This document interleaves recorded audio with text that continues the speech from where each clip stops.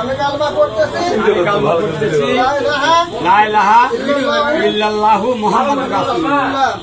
আমি আজ থেকে তওবা করতেছি জীবনে যা কিছু আমি পাপ করেছি তারপর তওবা করতেছি আর কোনদিন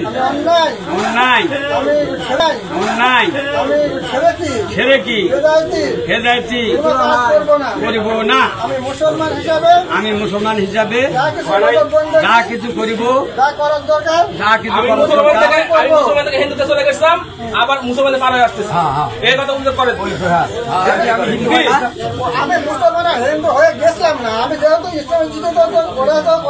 আমি মুসলমান হিসাবে কি আপনি যখন পূজা করছেন তখন থেকে আপনি মুসলমানের কাতারে নাই, আপনি হিন্দু হয়ে গেছেন। আচ্ছা তাহলে এই বিষয়ে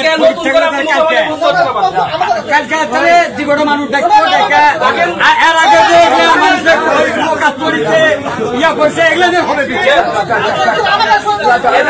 এলাকা সবাই গেছে ওই যাওয়া, আপনি দেখুন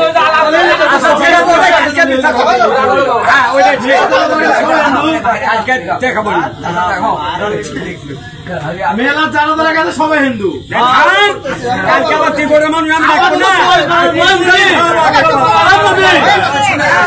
আপনাদের মেলা জানার কাছে তাহলে সবাই হিন্দু হয়ে যাচ্ছে।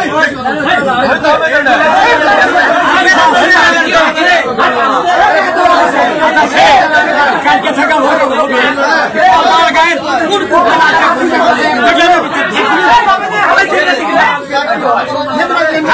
আমার হয়ে গেছে।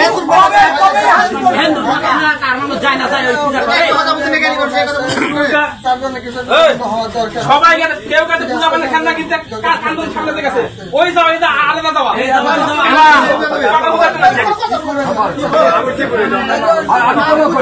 আমি তোলা করছি আমি কোনদিন আর করবো না।